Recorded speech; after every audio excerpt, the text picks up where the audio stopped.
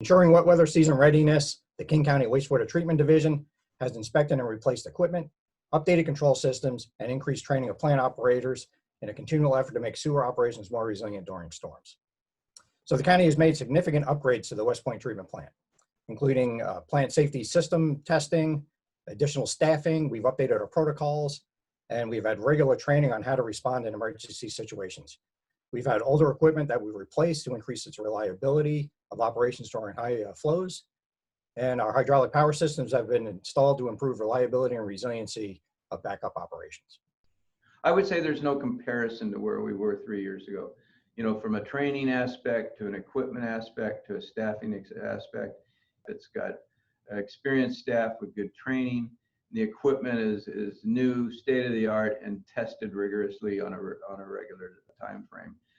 We performed really well during the last wet weather events we had around September 23rd. We had no overflows. We had a lot of stations lose power, and our power generation systems were able to come on in all those instances, take over the load for those stations until the power utility service was restored, and we went back to utility power. Operations crews have conducted annual wet weather refresher training. We've had mechanical and electrical teams inspect the pumps at our rough-site stations, and the instrumentation teams have fine-tuned our alarm systems. Personnel have been placed on standby and are ready to respond around the clock.